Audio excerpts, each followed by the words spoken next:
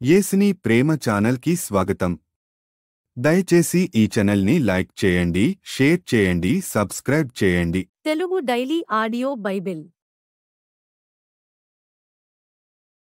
దినవృత్తాంతముల మొదటి గ్రంథము 14వ అధ్యాయము. తూరు రాజైన హీరాము దావీదునొద్దకు దూతలను అతనికి ఒక ఇల్లు కట్టుటకై దేవదారు మ్రాణులను కాసె పనివారిని వడ్లవారిని పంపెను. తన జనులగు ఇశ్రాయేలీల నిమిత్తము యెహోవా అతని రాజ్యమును ఉన్నత స్థితిలోనికి తెచ్చినందున ఆయన తన్ను ఇశ్రాయేలీల మీద రాజుగా స్థిరపరచినని దావీదు గ్రహించెను. పిమ్మట యెరూషలేమునందు దావీదు ఇంకా కొందరు స్త్రీలను వివాహము చేసుకొని ఇంకా కుమారులను కుమార్తెలను కనెను. యెరూషలేమునందు అతనికి పుట్టిన కుమారుల పేర్లేవనగా షమ్మూయ, షోబాబు, నాతాను, సొలొమోను, ఇబారు, ఏలీషువ, ఎల్పాలెటు, నోగహు, నెపెగు, యాఫీయా, ఎలీషామా, బెయల్యదా, ఎలీపెలెటు. దావీదు ఇశ్రాయేలీలందరి మీద రాజుగా అభిషేకము చేయబడినని విని ఫిలిష్తీయులందరూ దావీదును వెదకి పట్టుకొనుటకై బయలుదేరగా దావీదు ఆ సంగతి విని వారిని ఎదుర్కొనబోయెను. ఫిలిష్తీయులు వచ్చి రెఫాయీముల లోయలో దిగిరి. ఫిలిష్తీయుల మీదికి నేను పోయిన ఎడల నీవు వారిని నా చేతికి అప్పగించుదువా అని దావీదు దేవుని యొద్ద విచారణ చేయగా యెహోవా, పొమ్ము, నేను వారిని నీ చేతికి అప్పగించదునని సెలవిచ్చెను. వారు బయల్పెరాజీమునకు వచ్చినప్పుడు దావీదు అచట వారిని హతము చేసి జలప్రవాహములు కొట్టుకొని పోవున్నట్లు యెహోవా నా శత్రువులను నా ఎదుట నిలవకుండా నాశనము చేసుననుకొని ఆ స్థలమునకు బయల్పెరాజీము అను పేరు పెట్టెను. వారు అచట తమ దేవతలను విడిచిపెట్టి పోగా వాటిని అగ్నిచేత కాల్చివేయవలెనని దావీదు సెలవిచ్చెను. ఫిలిష్తీయులు మరలా ఆ లోయలోనికి దిగి రాగా దావీదు తిరిగి దేవుని యొద్ద విచారణ చేసెను. అందుకు దేవుడు, నీవు వారిని తరుముకొని పోక వారిని తప్పించుకొని చుట్టూ తిరిగి కంబలి చెట్లకు ఎదురుగా నిలిచి కంబలి చెట్ల కొనలయందు కాళ్ల చప్పుడు నీకు వినబడినప్పుడు వారితో యుద్ధము కలుపుటకై బయలుదేరి వారి మీద పడుము. ఆ చప్పుడు వినబడినప్పుడు ఫిలిష్తీయుల దండును హతము చేయుటకై దేవుడు నీకు ముందుగా బయలువెళ్లి ఉన్నాడని తెలుసుకొనుమని సెలవిచ్చెను. దేవుడు తనకు సెలవిచ్చిన ప్రకారము దావీదు చేయగా ఇశ్రాయేలీలు ఫిలిష్తీయుల సైన్యమును గిబియోను మొదలుకొని గాజెరు వరకు తరిమి హతము చేసిరి. కాబట్టి దావీదు కీర్తి ఇశ్రాయేలీల ప్రదేశములందంతటా ప్రసిద్ధమాయెను. యెహోవా అతని భయము అన్ని జనులకందరికీ కలుగజేసెను. దినవృత్తాంతముల మొదటి గ్రంథము 15వ అధ్యాయము. దావీదు తన కొరకు దావీదుపురమందు ఇండ్లు కట్టించెను. దేవుని మందసమునకు ఒక స్థలమును సిద్ధపరిచి దానిమీద గుడారమొకటి వేయించెను. మందసమును ఎత్తుటకును నిత్యము తనకు సేవ చేయుటకును యెహోవా లేవీయులను ఏర్పరచుకొనెనని చెప్పి వారు తప్ప మరి ఎవరునూ దేవుని మందసమును ఎత్తకూడదని దావీదు ఆజ్ఞ ఇచ్చెను. అంతటా దావీదు తాను యెహోవా మందసమునకు సిద్ధపరిచిన స్థలమునకు దాని తీసుకుని వచ్చుటకై ఇశ్రాయేలీలనందరినీ యెరూషలేమునకు సమాజముగా కూర్చెను.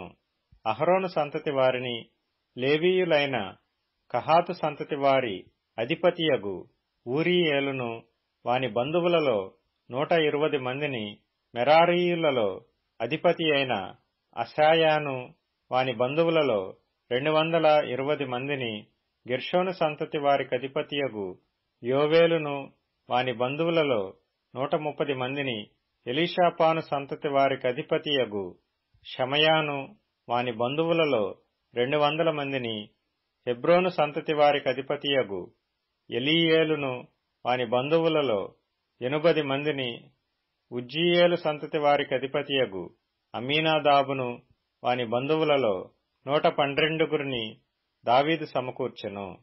అంతటా దావీదు యాజకులైన సాదోకును అబ్యాతారును, లేవీయులైన ఊరియేలు, అశాయా, యోవేలు, షమయా, ఎలీయేలు, అమ్మీనాదాబు అను వారిని పిలిపించి వారితో ఇట్లనెను, లేవీయుల పితరుల సంతతులకు మీరు పెద్దలై ఉన్నారు. ఇంతకు ముందు మీరు ఇశ్రాయేలీల దేవుడైన యెహోవా మందసమును మోయిక యుండుట చేతను, మనము మన దేవుడైన యెహోవా యొద్ద విధిని బట్టి విచారణ చేయకుండుట చేతను ఆయన మనలో నాశనము కలుగచేసెను. కావున ఇప్పుడు మీరును మీ వారును మిమ్మును మీరు ప్రతిష్ఠించుకొని, నేను ఆ మందసమునకు సిద్ధపరిచిన స్థలమునకు దాని తేవలెను. అప్పుడు యాజకులను లేవీయులను ఇశ్రాయేలీల దేవుడైన యెహోవా మందసమును తెచ్చుటకై తమ్మును తాము ప్రతిష్ఠించుకొనిరి.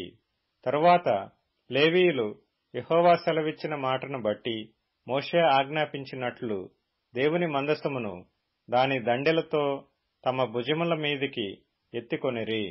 అంతట దావీదు, మీరు మీ బంధువులకు పాటకులను పిలిచి స్వరమండలములు, సితారాలు, తాళములు లోనగు వాద్య విశేషములతో గంభీర ధ్వని చేయిచు సంతోషముతో స్వరములెత్తి పాడునట్లు ఏర్పాటు చేయుడని లేవీయుల అధిపతులకు ఆజ్ఞ ఇచ్చెను. కావున లేవీయులు యోవేలు కుమారుడైన హేమానును, వాని బంధువులలో బెరెక్యా కుమారుడైన ఆసాపును, తమ బంధువులకు మెరారీయులలో కూషాయాహు కుమారుడైన ఏతానును, వీరితో కూడా రెండవ వరుసగానున్న తమ బంధువులైన జకర్యా, బేను, యహజీయేలు, షమీరామోతు, యెహీయేలు, ఉన్ని, ఎలీయాబు, బెనాయా, మయసేయా, మత్తిత్యా, ఎలీప్లేహు, మిక్నెయాహులను, వారిని ద్వారపాలకులకు ఓబెదెదోమును, యెహీయేలును పాటకులనుగా నియమించిరి. పాటకులైన హేమానును, ఆసాపును, ఏతానును పంచలోహముల తాళములు వాయించుటకు నిర్ణయింపబడిరి. జకర్యా, అజీయేలు, షమీరామోతు, యెహీయేలు, ఉన్ని, ఎలీయాబు, మయసేయా, బెనాయా అనువారు హెచ్చు స్వరము గల స్వరమండలములను వాయించుటకు నిర్ణయింపబడిరి. మరియు మత్తిత్యా, ఎలీప్లేహు, మిక్నేయాహు, ఓబెదెదోము, యెహీయేలు, అజజ్యాహు అనువారు రాగమెత్తుటకును సితారాలు వాయించుటకును నిర్ణయింపబడిరి. లేవీయులకధిపతి అయిన కెనన్య మందసమును మోయుటయందు గట్టివాడైనందున అతడు మోతక్రమము నేర్పుటకై నియమింపబడెను. బెరెక్యాయును ఎల్కానాయును ముందు నడుచు కావలివారుగాను, షబన్యా, యెహోషాపాతు, నెతనేలు, అమాసై, జకర్యా, బెనాయా, ఎలీయెజరు అను యాజకులు దేవుని మందసమునకు ముందు బోరలు ఊదువారుగాను, ఓబెదెదోమును, యెహీయాయును వెనకతట్టు కనిపెట్టువారుగాను నియమింపబడిరి. దావీదును ఇశ్రాయేలీల పెద్దలను సహస్రాధిపతులను యెహోవా నిబంధన మందసమును ఓబెదెదోము ఇంటిలో నుండి తెచ్చుటకై ఉత్సాహముతో పోయిరి. యెహోవా నిబంధన మందసమును మోయు లేవీయులకు దేవుడు సహాయము చేయగా వారు 7 కోడెలను 7 గొర్రె పొట్టేళ్లను బలులుగా అర్పించిరి. దావీదును మందసమును మోయు లేవీయులందరును పాటకులను, పాటకుల పనికి విచారణకర్తయగు కెనన్యాయును సన్నపు నారతో నేయబడిన వస్త్రములు ధరించుకొనియుండిరి. దావీదును సన్నపు నారతో నేయబడిన ఏఫోదును ధరించియుండెను. ఇశ్రాయేలీలందరును ఆర్భాటము చేయుచు, కొమ్ములు, బోరలు ఊదుచు, తాళములు కొట్టుచు, స్వరమండలములు, సితారాలు వాయించుచు యెహోవా నిబంధన మందసమును తీసుకొని వచ్చిరి. యెహోవా నిబంధన మందసము దావీదుపురములోనికి రాగా సౌలు కుమార్తె అయిన మీకాలు కిటికీలో నుండి చూచి రాజైన దావీదు నాట్యమాడుటయు వాయించుటయు కనుగొని తన మనసులో అతని హీనపరచెను. దినవృత్తాంతములు మొదటి గ్రంథము 16వ అధ్యాయము. ఈ ప్రకారము వారు దేవుని మందసమును తీసుకుని వచ్చి దావీదు దాని కొరకు వేయించియున్న గుడారము నడుమను దాని ఉంచి దేవుని సన్నిధిని దహన బలులను సమాధాన బలులను అర్పించిరి. దహన బలులను సమాధాన బలులను దావీదు అర్పించి చాలించిన తరువాత అతడు యెహోవా నామమున జనులను దీవించి పురుషులకేమి స్త్రీలకేమి ఇశ్రాయేలీలందరిలో ఒక్కొక్కరికి ఒక రొట్టెను ఒక భక్ష్యమును ఒక ద్రాక్ష పండ్ల అడను పంచిపెట్టెను. మరియు అతడు యెహోవా మందసము ఎదుట సేవ చేయుచు ఇశ్రాయేలీల దేవుడైన యెహోవాను ప్రసిద్ధి చేయుటకును వందించుటకును ఆయనకు స్తోత్రములు చెల్లించుటకును లేవీయులలో కొందరిని నియమించెను. వారిలో ఆసాపు అధిపతి, జకర్యా అతని తరువాతివాడు, యెహీయేలు, షెమీరామోతు, యెహీయేలు, మత్తిత్యా, ఏలీయాబు, బెనాయా, ఓబెదెదోము, యెహీయేలు అనువారు స్వరమండలములను సితారాలను వాయించుటకై నియమింపబడిరి. ఆసాపు తాళములను వాయించువాడు. బెనాయా, యహజీయేలు అను యాజకులు ఎప్పుడునూ దేవుని నిబంధన మందసము ఎదుట బోర్లు ఊదువారు. ఆ దినమందు యెహోవాను స్తుతి చేయు విచారణను ఏర్పరచి దావీదు ఆసాపు చేతికిని వాని బంధువుల చేతికిని దానిని అప్పగించెను. ఆ స్తుతి విధమేమనగా, యెహోవాకు కృతజ్ఞతాస్తుతులు చెల్లించుడి, ఆయన నామమును ప్రకటన చేయుడి, ఆయన కార్యములను జనములలో తెలియజేయుడి, ఆయనను గూర్చి పాడుడి, ఆయనను కీర్తించుడి, ఆయన అద్భుత క్రియలన్నిటిని గూర్చి సంభాషణ చేయుడి, ఆయన పరిశుద్ధ నామమును బట్టి అతిశయించుడి. యెహోవాను వెదకువారు హృదయమునందు సంతోషించుదురుగాక. యెహోవాను ఆశ్రయించుడి, ఆయన బలమును ఆశ్రయించుడి. ఆయన సన్నిధి నిత్యము వెదకుడి. ఆయన దాసులగు ఇశ్రాయేలు వంశస్థులారా, ఆయన ఏర్పరచుకొనిన యాకోబు సంతతి వారలారా, ఆయన చేసిన ఆశ్చర్య కార్యములను జ్ఞాపకము చేసుకొనిడి. ఆయన సూచక క్రియలను, ఆయన నోటి తీర్పులను జ్ఞాపకము చేసుకొనిడి. ఆయన మన దేవుడైన యెహోవా, ఆయన తీర్పులు భూమి అందంతటా జరుగుచున్నవి. మీ సంఖ్య కొద్దిగాను మీరు స్వల్ప సంఖ్య గల జనులుగాను కనాను దేశములో అన్యులుగాను ఉండగా కొలవబడిన స్వాస్థ్యముగా దాని నీకిచ్చెదనని ఆయన అబ్రాహాముతో చేసిన నిబంధనను, ఇస్సాకుతో చేసిన ప్రమాణమును, ఏర్పాటును నిత్యము జ్ఞాపకముంచుకొనుడి. 1000 తరముల వరకు ఆ మాట నిలుచునని ఆయన సెలవిచ్చెను. యాకోబునకు కట్టడగాను ఇశ్రాయేలునకు నిత్య నిబంధనగాను ఆయన ఆ మాటను స్థిరపరిచి ఉన్నాడు.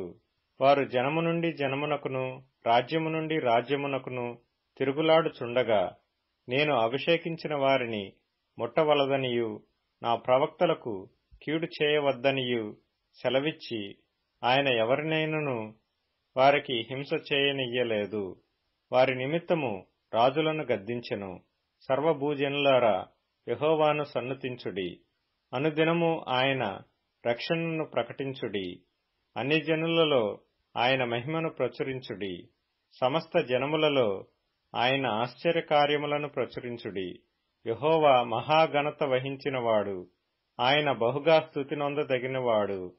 సమస్త దేవతల కంటే ఆయన పూజ్యుడు. జనముల దేవతలన్నీయు వట్టి విగ్రహములే.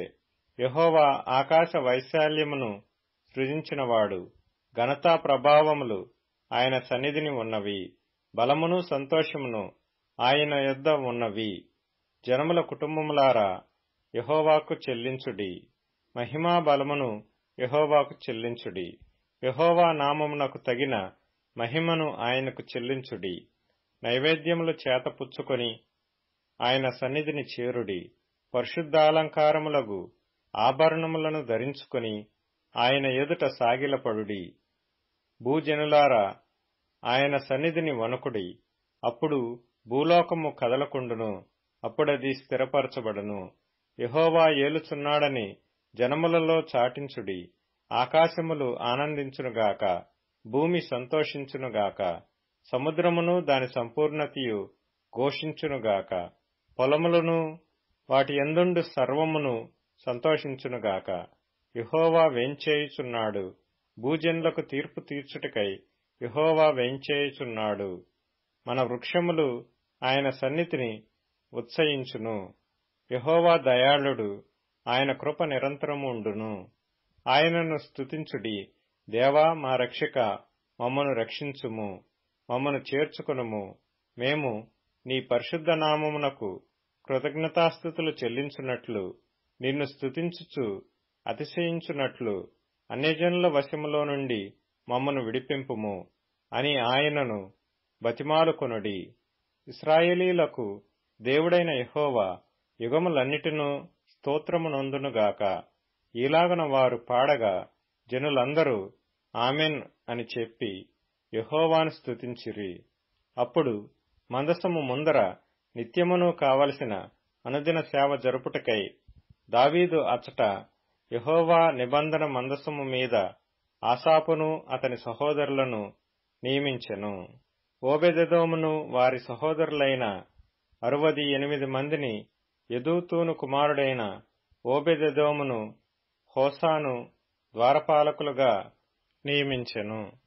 గిబియోనులోని ఉన్నత స్థలముననున్న యెహోవా గుడారము మీదను అచ్చటి బలిపీఠము మీదను యెహోవా ఇశ్రాయేలీలకు ఆజ్ఞాపించిన ధర్మశాస్త్రమందు వ్రాయబడియున్న ప్రకారము ఉదయాస్తమయముల యందు అనుదినమున నిత్యమైన దహనబలిని ఆయనకు అర్పించుటకై అచ్చట అతడు యాజకుడైన సాదోకును అతని సహోదరులైన యాజకులను నియమించెను.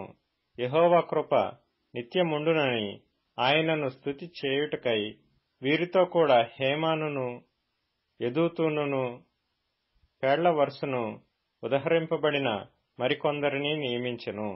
బోర్లు ఊదుటకును తాళములను వాయించుటకును దేవుని గూర్చి పాడతగిన గీతములను వాద్యములతోనూ వినిపించుటకును వీరిలో నుండి హేమానును యెదూతూనును అతడు నియమించెను. మరియు యెదూతూను కుమారులను అతడు ద్వారపాలకులుగా నియమించెను. తరువాత జనులందరూ తమ తమ ఇండ్లకు వెళ్లిపోయిరి. దావీదును తన ఇంటి వారిని దీవించుటకై వారి యొద్దకు పోయెను. అందుకు వారు, ఆయన నీకేమి చేసెను? నీ కన్నులు ఎలాగు తెరచెనని మరలా వానిని అడగగా, వాడు, ఇందాక మీతో చెప్పితిని గాని మీరు నమ్మకపోతిరి. మీరెందుకు మరలా వినగోరుచున్నారు? మీరును ఆయన శిష్యులగుటకు కోరుచున్నారా ఏమి అని వారితో అనెను. అందుకు వారు, నీవే వాని శిష్యుడవు, మేము మోషే శిష్యులము. దేవుడు మోషేతో మాటలాడెనని ఎరుగుదుము గాని వీడెక్కడ నుండి వచ్చెనో ఎరగమని చెప్పి వానిని దూషించిరి. అందుకు ఆ మనుష్యుడు, ఆయన ఎక్కడ నుండి వచ్చెనో మీరెరగకపోవుట ఆశ్చర్యమే. అయినను ఆయన నా కన్నులు తెరిచెను. దేవుడు పాపుల మనవి ఆలకింపడని ఎరుగుదుము. ఎవడైనను దైవభక్తి గలవాడయుండి ఆయన చిత్తము చొప్పున జరిగించిన ఎడల ఆయన వాని మనవి ఆలకించును. పుట్టుగ్రుడ్డివాని కన్నులెవరైనా తెరిచినట్టు లోకము పుట్టినప్పటి నుండి వినబడలేదు.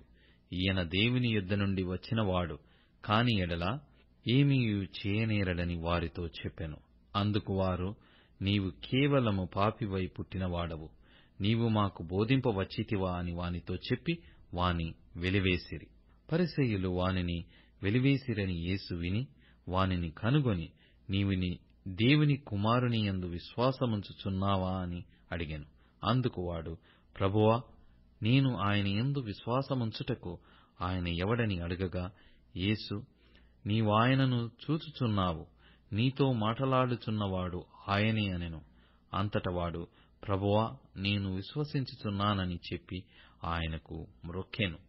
అప్పుడు యేసు, చూడని వారు చూడవలెను, చూచువారు గ్రుడ్డివారు కావలెను అను తీర్పు నిమిత్తము నేనీ లోకమునకు వచ్చితినని చెప్పెను. ఆయన యొద్దనున్న పరిసయ్యులలో కొందరు ఈ మాట విని, మేమును గ్రుడ్డివారమా అని అడిగిరి. అందుకు యేసు, మీరు గ్రుడ్డివారైతే మీకు పాపము లేకపోవును గాని చూచుచున్నామని మీరిప్పుడు చెప్పుకొనుచున్నారు గనుక మీ పాపము నిలిచియున్నదని చెప్పారు. దయచేసి ఈ ఛానల్ని లైక్ చేయండి, షేర్ చేయండి, సబ్స్క్రైబ్ చేయండి.